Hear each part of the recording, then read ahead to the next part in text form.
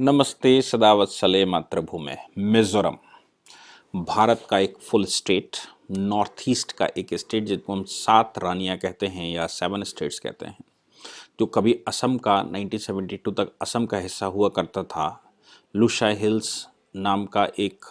District था असम का, जिसको बाद में 1972 में हमने यूनियन टेरिटरी बनाया और 1972 की यूनियन टेरिटरी के बाद 1987 में उसको फुल स्टेट बनाया। वहाँ के चीफ मिनिस्टर इस समय भारत के लिए, देश के लिए एक नई समस्या खड़ी कर रहे हैं। वहाँ के चीफ मिनिस्टर जोरामथंगा इस समय जो कर रहे हैं वो नेशनलिस्ट मूवमेंट के खिलाफ है और भारत की जो राष्ट्रीय विचारधारा है उसके विरुद्ध हो जा रहे हैं। हालांकि वो जिस पार्टी से आते हैं वो खुद में असम मिजोरम नेशनलिस्ट मूवमेंट या मिजोरम फ्रीडम मूवमेंट के पार्ट रहे हैं। बात यहां पर आती है कि वो केंद्र सरकार के विरुद्ध अब रिफ्यूजी स्टेटस देने पर तुले हुए हैं, बिल्कुल सेम उसी रास्ते पर जिस रास्ते पर कभी जम्मू कश्मीर ने रोहिंग्यास को अपने यहाँ बसाया था और उनको रिफ्यूजी कह के उनके कार्ड्स बनाए थे, जबकि जम्मू कश्मीर सरकार को इस प्रकार का कोई अधिकार नहीं था। बिल्कुल उसी रास्ते पर मिजोरम अब केंद्र सरकार के लिए एक चैलेंज बनता जा रहा है, मिनिस्ट्री ऑफ होम अफेयर्स के लिए एक चैलेंज है और केंद्र सरकार के लिए, मोदी जी के लिए एक चैलेंज है। या दूसरे शब्दों में कहें कि इस समय जो वो विषय देख रहे हैं माननीय मोदी जी और अमित शाह जी के लिए एक नया चैलेंज खड़े कर रहे हैं जोरमथंगा पिछले 3-4 दिनों से केंद्र सरकार के विरुद्ध या तो स्टेटमेंट दे रहे हैं और म्यांमार के पक्ष में जा रहे हैं। मामला मैं आपको बता दूं कि जो जैसे मैंने कहा कि लुशाई हिल्स नाम का एक स्थान है जो कभी असम का एक डिस्ट्रिक्ट हुआ करता था। इनकी पार्टी जो जोरामथंगा हैं, इनकी पार्टी ने एक मूवमेंट छेड़ा था। उस मूवमेंट को मिजोरम फ्रीडम मूवमेंट कहा जाता था। 1972 में केंद्र सरकार ने, यानी कि उस समय की कांग्रेस सरकार ने उसको स्वीकार किया। 1972 अगर मैं कहता हूं तो याद रखिएगा कि बांग्लादेश उस समय बना ही था। 1971 के अंत तक वो युद्ध हुआ था और 1972 में ये हमने नया स्टेट बनाया, इसको यूनियन टेरिटरी का दर्जा दिया गया और एक मेमोरेंडम ऑफ अंडरस्टैंडिंग साइन किया गया था। मेमोरेंडम ऑफ अंडरस्टैंडिंग साइन करने में इनकी पार्टी, जो आज की मिजोरम नेशनल पार्टी जिसको वो कहते हैं, उस पार्टी के उस समय के नेताओं ने एक मेमोरेंडम 1987 में साइन किया और मिजोरम जो ये बात कह रहा है उसका, या जो इस समय जोरामथंगा इस प्रकार के विरोधी सुर अपनाए हुए हैं और म्यांमार के लोगों को भारत में नागरिकता देने के लिए दबाव बना रहे हैं और उन्होंने मिजोरम में घुसेड़ लिया है और मिजोरम में वो उनको रखे हुए हैं, उन पर खर्चा कर रहे हैं, उनके खाने पीने की व्यवस्था कर रहे हैं, जबकि केंद्र की सरकार ने असम राइफल्स को ये आदेश दिए हैं कि वो 510 किलोमीटर लंबा बॉर्डर पूरा सीज कर दिया जाए। म्यांमार से एक भी व्यक्ति यहां पर नहीं आना चाहिए और मिजोरम में अगर कोई व्यक्ति म्यांमार का पाया जाता है तो उस व्यक्ति को रिकॉग्नाइज करने के बाद उसको डिपोर्ट करना है। अब आप सोच सकते हैं कि जिस समय मिनिस्ट्री ऑफ होम अफेयर्स ने असम राइफल्स को ऑर्डर दिया होगा और ये कहा है कि वो बॉर्डर पूरा सीज कर दिया जाए, कोई भी व्यक्ति म्यांमार का भारत में एंट्री नहीं मारना चाहिए।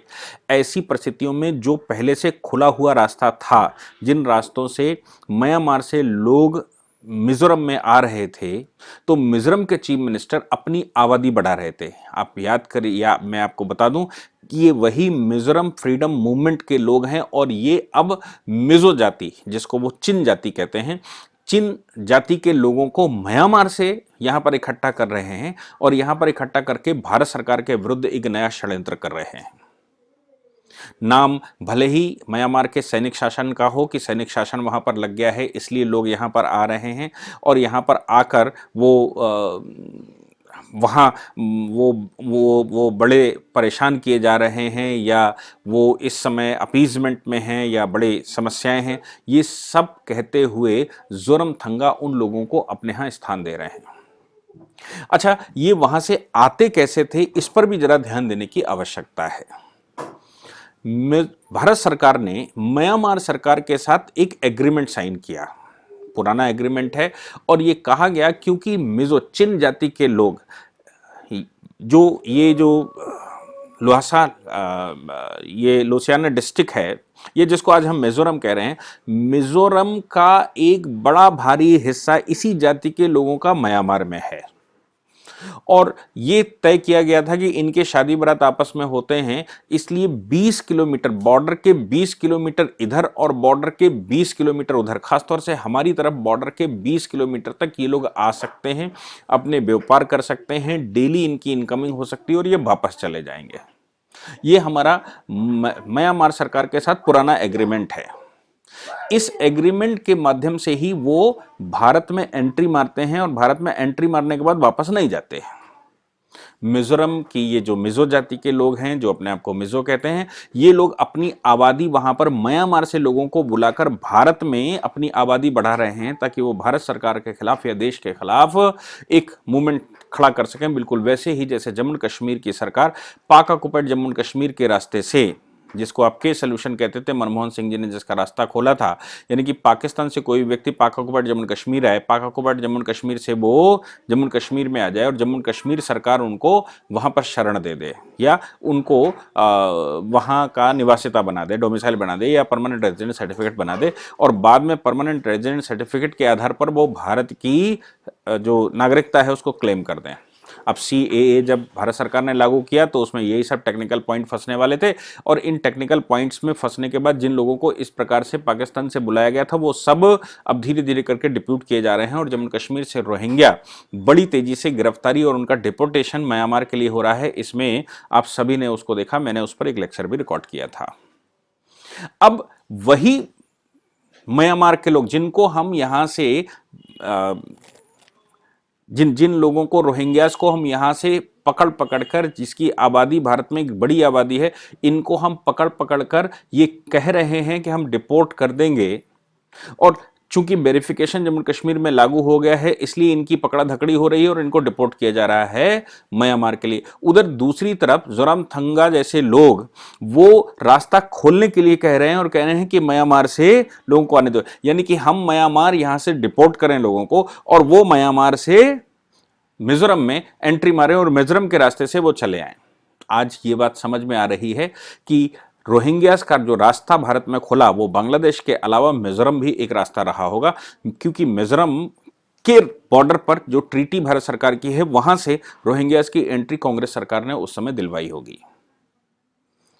भारत सरकार की मिनिस्ट्री ऑफ होम अफेयर्स के साथ जिस समय बात हुई या इन्होंने ट्वीट किया, मिनिस्ट्री ऑफ होम अफेयर्स ये बात बिल्कुल स्वीकार करने को तैयार नहीं है कि किसी भी विदेशी, किसी भी दूसरे देश में अगर कोई समस्या है तो उनको भारत में एंट्री दी जाए, क्योंकि भारत ऑलरेडी भारत में इन्फिल्ट्रेट करने वाले एक 5 से 10 करोड़ लोगों से जूझ रहा है। और CAA के मूवमेंट के दौरान आपने सबने देखा है कि किस प्रकार भारत की दुर्दशा की गई। इन लोगों को डिपोर्ट करने के लिए ही CAA और NRC की बात भारत सरकार कर रही है। अभी असम का चुनाव चल रहा है, आपने सुना होगा कि भारत सरकार ने वहां पर डिक्लेयर किया है, बंगाल में भी भारत सरकार ने डिक्लेयर किया है कि जो रिफ्यूजी जिनको हम स्टेटस दे चुके हैं उनको हम 10,000 रुपए पर साल देंगे, लेकिन जो इन्फिल्ट्रेटर्स हैं NRC के बाद उनको हम उनके देश में डिपोर्ट करेंगे। अब बात आती है कि मिजोरम की सरकार इस समय कह रही कि ऐसे लोग जो म्यांमार से भारत में एंट्री मार रहे हैं मिजोरम के माध्यम से, मिजोरम के रास्ते से, इनके लिए बॉर्डर खोलिए और इनको रिफ्यूजी स्टेटस दीजिए।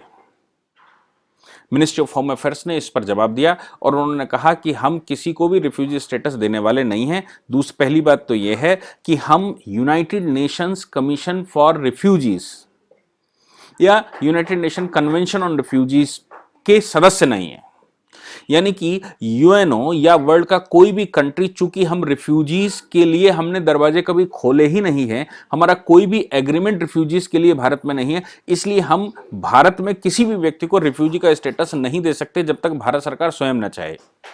भारत सरकार स्वयं चाहने का मतलब है जैसे लामास को, जो तिब्बत से आए थे, लामास को भारत ने रिफ्यूजी स्टेटस दिया हुआ है, चकमाओं को भारत ने रिफ्यूजी स्टेटस दिया, यानी कि भारत सरकार यह तय करती है कि किसको हम रिफ्यूजी स्टेटस दें और किसको ना दें। ये कोई भी इंटरनेशनल लॉ के तहत हम बाध्य नहीं हैं कि हम भारत में किसी को भी रिफ्यूजी स्टेटस दें, क्योंकि हम इंटरनेशनल ट्रीटी के पार्ट हैं। अब उनका कहना है कि ये परसिक्यूटेड हैं, अरे वो अपने देश में परसिक्यूटेड हैं, लेकिन वो हिंदुस्तानी नहीं है ना। हमने जब persecuted community of Bangladesh, Afghanistan और पाकिस्तान सीएए में लेकर आए, तो वो कम्युनिटी थी जिसको 1947 में भारत में आ जाना चाहिए था, लेकिन वो भारत में नहीं आए और उन्होंने पाकिस्तान में ही रहना स्वीकार किया।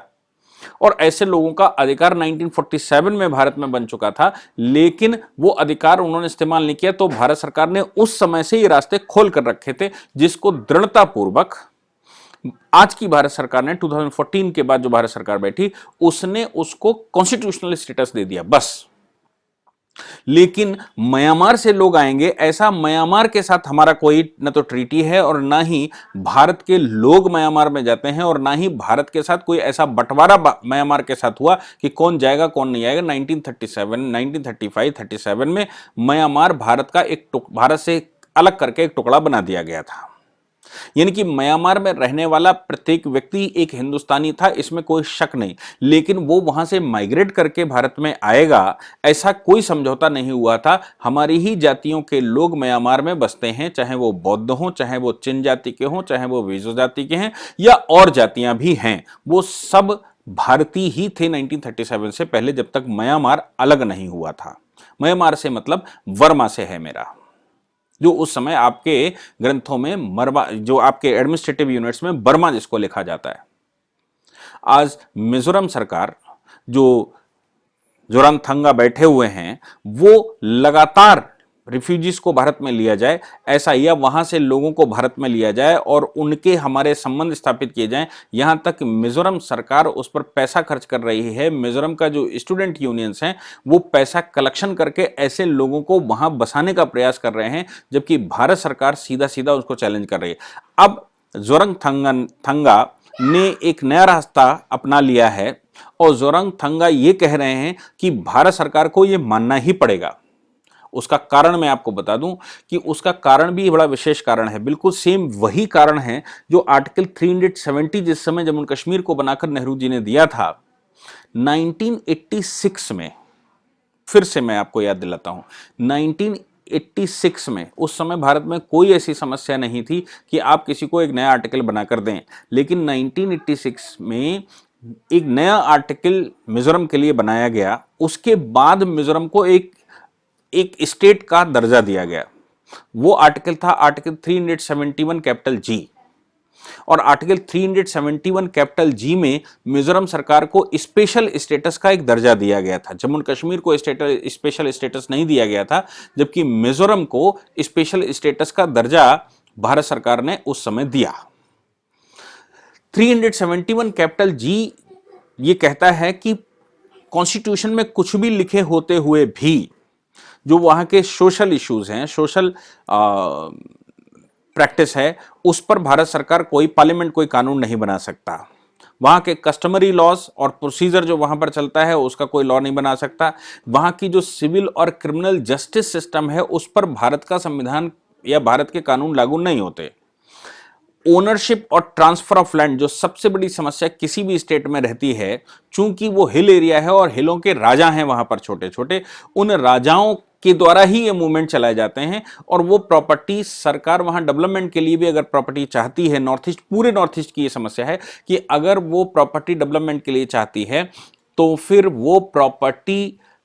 भारत सरकार या राज्य सरकार एक्वायर नहीं कर सकती और डेवलपमेंट के प्रोग्राम नहीं चला सकती। इसमें कहा गया कि इन विषयों पर पार्लियामेंट का कोई भी विधि लागू नहीं होगी। अब मजे की बात है, और उसी समय इसको फुल स्टेटहुड का दर्जा दिया गया और 40 सदस्यों की वहां पर एक असेंबली बना दी गई। हालांकि उसके बाद लगातार वहां कांग्रेस की सरकार रही। इस बार 2018 में, हालांकि पीछे भी नेशनल मिजो पार्टी की सरकार रही है, लेकिन फिर भी वहां एक बार सरकार बनी है। उसके बाद लगातार, उसके अलावा लगातार कांग्रेस की सरकार रही और 2018 में इनकी सरकार बनी, जोरामथंगा की सरकार 2018 में बनी। और अब जो एमएलए हैं 40 में से 27 एमएलए की सरकार है उनकी, और उसके अतिरिक्त एमपी भी अब उसी पार्टी का है जो पार्लियामेंट में सदस्यता देता है। और ये इस समय नरेंद्र मोदी सरकार को कंडीशनल सपोर्ट दे रहे हैं। कंडीशनल सपोर्ट दे रहे हैं का मतलब यह है कि वो नेगोशिएट करेंगे, और उस समय कांग्रेस ने जिस प्रकार से आर्टिकल 371 कैपिटल जी बनाकर रखा, उसकी वजह से मिजोरम आज आंख उठाने लगा है और आंख उठाकर उल्टी सीधी बातें करने की कोशिश कर रहा है, क्योंकि आज की भारत सरकार ने वो जो करना चाहते हैं, अपनी आबादी को बढ़ाकर भारत के खिलाफ मूवमेंट खड़ा हो जाए और सेपरेट एक मिजोरम स्टेट कंट्री बन जाए, वो उसके विरुद्ध भारत सरकार इस समय कटिबद्ध है, और उस बॉर्डर को उन्होंने सीज कर दिया और बाकी को भी उन क्षेत्रों में डिपोर्ट करेंगे। ऐसी जोरमथंगा की सरकार का जब भारत सरकार के साथ क्लैश शुरू हुआ, या मिनिस्ट्री ऑफ होम अफेयर्स के साथ क्लैश शुरू हुआ, मिनिस्ट्री ऑफ होम अफेयर किसी भी प्रकार से बात करने को तैयार नहीं है, तो मिजोरम के मुख्यमंत्री अब म्यांमार सरकार के फॉरेन मिनिस्टर से डायरेक्ट कम्युनिकेशन करने को तैयार हैं, जो भारत की विदेश नीति और भारत की राष्ट्रीयता के बिल्कुल विरुद्ध है। उनकी मीटिंग आज संभवतः आज या कल ऑनलाइन होने वाली है म्यांमार के फॉरेन मिनिस्टर के साथ,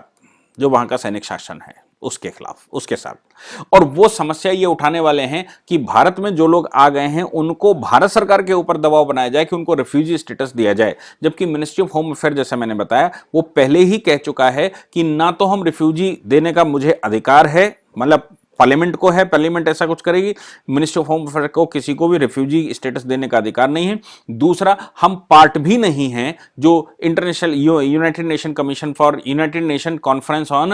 रिफ्यूजीज है, या जो भी संगठन के नाम से वो चलता है, हम उस कन्वेंशन के पार्ट भी नहीं हैं। इसलिए भारत सरकार को बाध्य नहीं किया जा सकता कि वो किसी को भी रिफ्यूजी स्टेटस दे, ना ही रोहिंग्यास को, ना ही पाकिस्तान, बांग्लादेश और अफगानिस्तान से आए मुसलमानों को, और न ही किसी अन्य जाति को। मुझे लगता है कि यह पूरा प्रकरण वो है कि कोई अन्य भारत में एंट्री मारना चाहता है, रोहिंग्यास या दूसरे लोग भारत में उस रास्ते से एंट्री मारते होंगे, और पहले से यह रास्ता खोला भी गया होगा, रास्ता मारते होंगे, जो आज की भारत सरकार ने टोटल बॉर्डर सीज कर दिया है, और कोई भी एंट्री बिना वीजा के भारत में नहीं होगी, ऐसा असम राइफल्स को इंस्ट्रक्शन दिया गया है। असम राइफल अपने हिसाब से वहां मुस्तैदी से तैनात है, और अब उसने बॉर्डर पूर्ण रूप से सीज कर दिए हैं। इसलिए जोरमथंगा को बिल्कुल वही फीलिंग हो रही है जो कभी महबूबा मुफ्ती को होती थी, वही फीलिंग हो रही है जो कभी अब्दुल्ला परिवार को होती थी, वही फीलिंग हो रही है जो कभी इन देशों से या अगल बगल के 3 देशों से आए मुसलमान जो भारत में डिस्टर्बेंस करने के लिए सर्वदा तैयार रहे और भारत को डिस्टर्ब करते ही रहे, उनको फील हुई होगी। मुझे लगता है कि आज की भारत सरकार के सामने ये एक चैलेंज है, और इस चैलेंज का परिणाम कैसे वो उसको सॉल्व करेंगे ये भारत सरकार तय करेगी। लेकिन अभी तक भारत सरकार ने जो स्टेपिंग ली है उसमें कोई दो राय नहीं है कि वो बेस्ट स्टेपिंग है। और डिपोटेशन की पॉलिसी जो भारत सरकार ने अपनाई है कि म्यांमार का कोई भी नागरिक किसी भी जाति का हो, किसी भी धर्म संप्रदाय का हो, उसको वहाँ डिपोर्ट किया ही जाएगा, चाहे वो रोहिंग्या हो और चाहे कोई और चिन जाति का व्यक्ति हो। Thank you very much.